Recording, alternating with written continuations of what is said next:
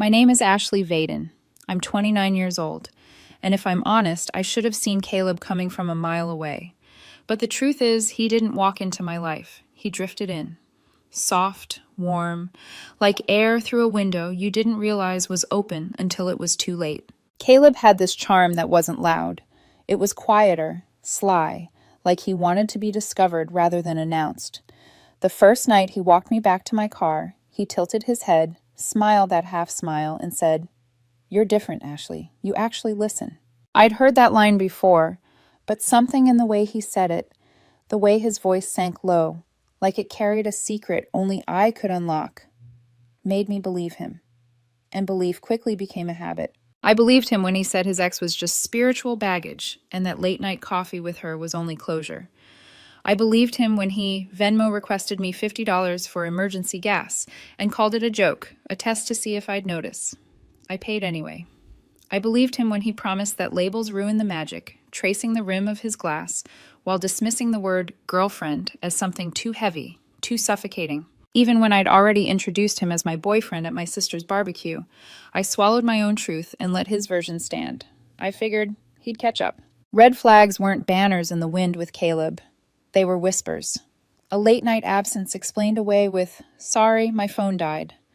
Poolside photos of him shirtless, captioned with vague song lyrics, while strangers left flame emojis in the comments. When my best friend hinted he was too flirty with everyone, I laughed it off. I called it friendly, because that was Caleb's talent, making every concession feel like confidence, and every worry sound like paranoia. Soon, his sneakers by my door looked like permanence. His hoodie on my couch smelled like belonging. One weekend, he left his razor in my bathroom drawer. The next, his textbooks spilled across my kitchen table. He never paid rent. He offered to cook instead, but it usually ended with takeout I ordered. I covered it without thinking, because it felt good to be needed. And maybe that's where he got me. Caleb didn't make me feel chosen. He made me feel necessary. Late one Friday night, as we split fries on the couch, he leaned back and asked, "Would it bother you if I grabbed drinks with an ex? Just for closure. Some women get weird about that." I laughed, too loudly.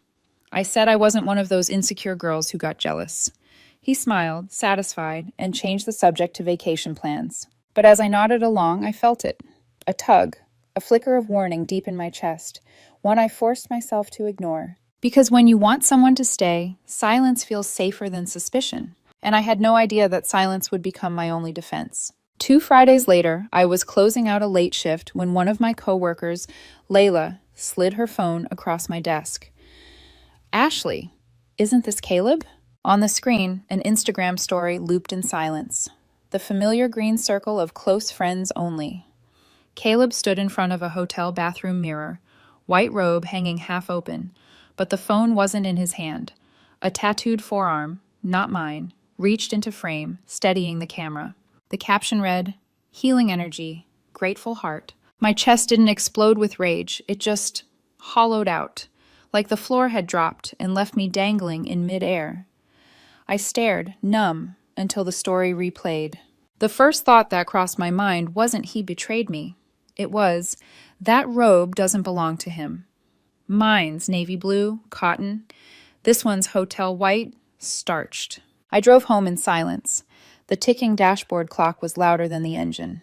When I unlocked my apartment, his sneakers were still by the door, but the space felt vacant. At midnight, my phone buzzed. "Caleb.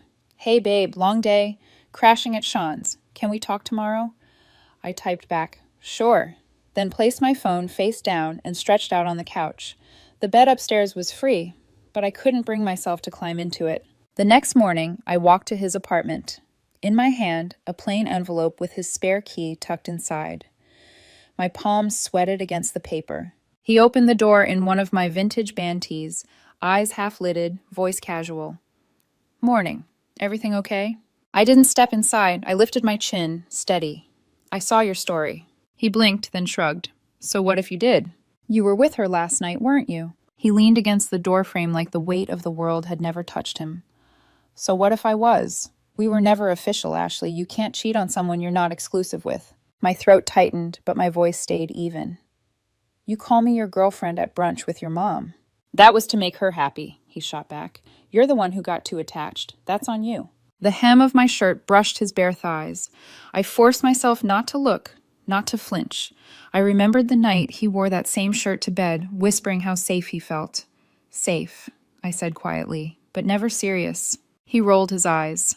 You're overreacting. It was just one night. One night doesn't erase everything we had. No, I said, pressing the envelope into his hand, but it tells me what we never had. Inside, along with his key, was a note. 4 words, neat and final. Please do not return. His mouth parted. You're really doing this? One misunderstanding and you just ghost? I'm not ghosting, Caleb. I'm leaving. I stepped back into the hallway. His voice followed, sharp now, desperate to pull me back. You'll regret this when you calm down. But outside, the air smelled like rain, and for the first time in months, I breathed.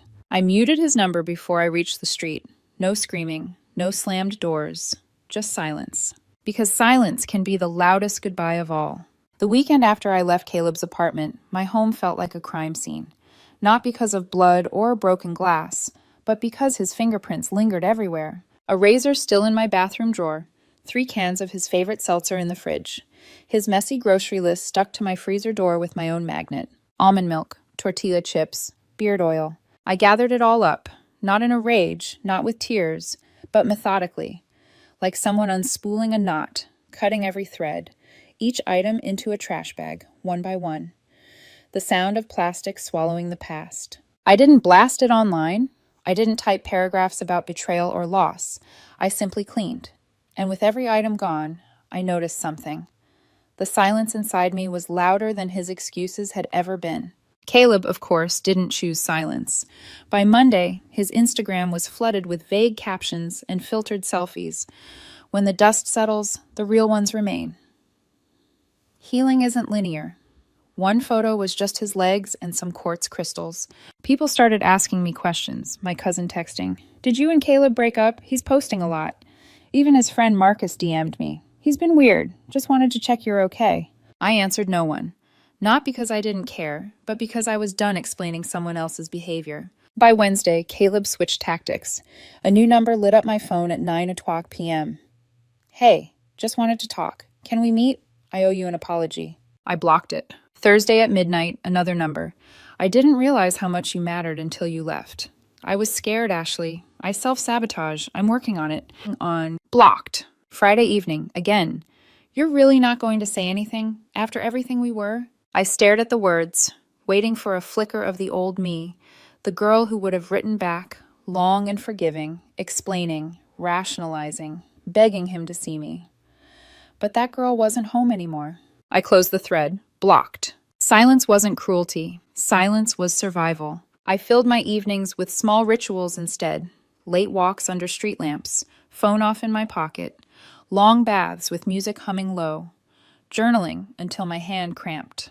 Not distractions, exorcisms. By Sunday, I realized I hadn't thought of him for hours at a time, not even when his face popped up on someone else's story. That weekend, I sat at the park watching kids play basketball.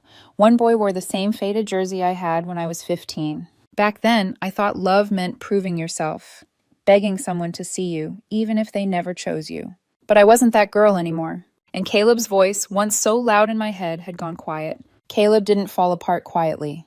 He unraveled the way he lived, in public, in pieces, dragging anyone who would watch into the wreckage. It started with screenshots. A mutual friend forwarded me a story from Derek, one of Caleb's exes. It was a DM time-stamped 2 days after I'd walked away. "I miss how calm you were. Everyone else is cold. Can we talk? I've grown since last time. You once said I was the one that got away." Derek's caption, "Y'all warned me. Never again." Screenshots spread like wildfire, into my inbox, into group chats I'd been muted from months ago. "Bro, isn't this your ex? Wow, he's on tour." I didn't answer. I didn't need to. Soon, even his defenders were going quiet. Alexa, the girl who'd once sworn Caleb was just misunderstood, posted a vague vent on her story. It's exhausting being friends with someone who lies to everyone, plays victim, and uses people for attention. People reacted with clapping emojis. Replies rolled in. We all know who this is. Caleb tried to fight back. Throwback pics, captions about loyalty, hashtags about growth. But no one commented. No one reposted. His echo chamber was gone. That's when the birthday rooftop party happened. I hadn't planned on seeing him. It was a casual gathering. Neon lights strung across mismatched furniture, cheap beer sweating in coolers. I arrived late, wearing my leather jacket, the one Caleb used to joke made me look like a divorced rock star. Now it just felt like armor. I was mid-laugh with an old friend when I saw him. Caleb, alone by the railing, smile brittle, posture too stiff. He looked thinner. His hair curled a little too deliberately, his eyes darting every few seconds to see who was watching. I turned back to my drink, refusing to give him that power. Half an hour later, he walked over. Conversations around us faltered. Suddenly, everyone was checking their phones. "Hey," he said softly. I met his eyes, steady. "Caleb." "You look good," he offered, tentative. "Thanks." He shifted, clearly uncomfortable with the silence stretching between us. "Can we talk, just for a second?" I motioned toward the far side of the patio. We walked slowly, like actors in a play everyone was watching. Once we reached the railing, he sighed, like he'd been holding his breath for months. I feel like things ended without a real conversation, and I think about it every day. I said nothing. I didn't handle things well, but it wasn't cheating, Ashley. You never said the word exclusive. I finally turned to him, my voice calm. "You're still saying that." He blinked. "Well, it's true, isn't it? We were figuring things out. You never actually said. You wore my hoodie to sleep 5 nights a week. You left your razor in my bathroom. You called me your safe place." I paused, let the words land. "That's exclusivity in every language but yours." His mouth opened, then closed. For once, he had no script. "I didn't think you'd just walk away," he whispered. "I know." My tone was quiet, steady. "You thought I'd wait, that I'd compete with your other options, that I'd keep proving I was worthy of being chosen." The music thumped faintly behind us, laughter echoing from the other side of the roof, but here it was silent. "I'm not here to fight for loyalty, Caleb. If it doesn't come freely, it isn't worth having." His voice cracked. "I was stupid, Ashley. I was scared. You were the only one who ever really saw me." "No," I shook my head. "I just looked past what you showed everyone else." His laugh was sharp, brittle. "So what, you just moved on? Like I was nothing?" I stepped back, my jacket brushing against the railing. "I didn't move on like you were nothing. I moved on because you treated me like I was." And with that, I turned and walked away. He didn't follow. 10 minutes later, he slipped out. No one noticed. After the rooftop, Caleb didn't disappear. He just shifted tactics. His Instagram filled with subtext aimed straight at me. "Silence isn't peace. Sometimes it's cowardice." Funny how people pretend to be emotionally mature until they're held accountable. Some women only know how to love when it's convenient. Friends sent me screenshots asking if I wanted them to report the posts. I told them no. Let him scream into the void. But even the void grew tired. The friends who used to hype him up went silent.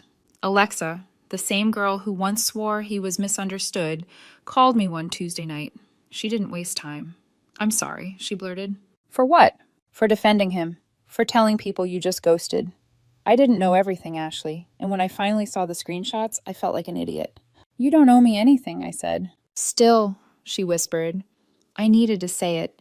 He's been spinning this story like you overreacted, like you blindsided him. But we all know better now." Her words felt like a door quietly closing. Not on me, on him. Days later, I ran into Danielle, another mutual friend, at a bar.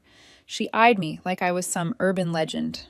"I gotta say," she laughed, "you're handling this better than anyone expected. Most women would have blown up his whole life." "I didn't need to," I answered simply. "He's doing that on his own." And he was. Caleb tried rebranding.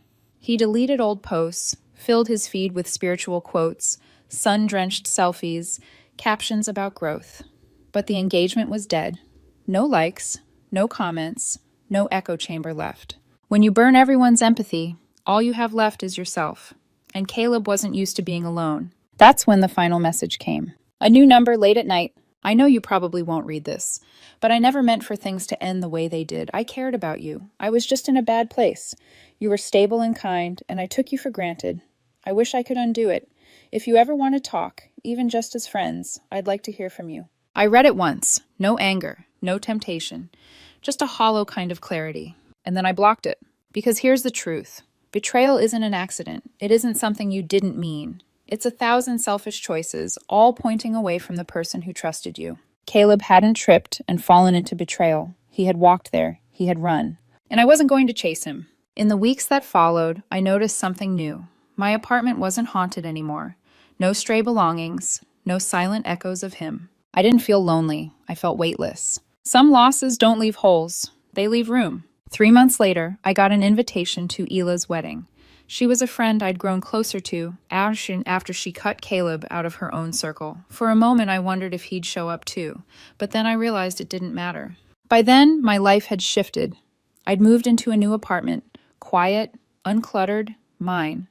I'd started a small creative agency, nothing flashy but already finding traction.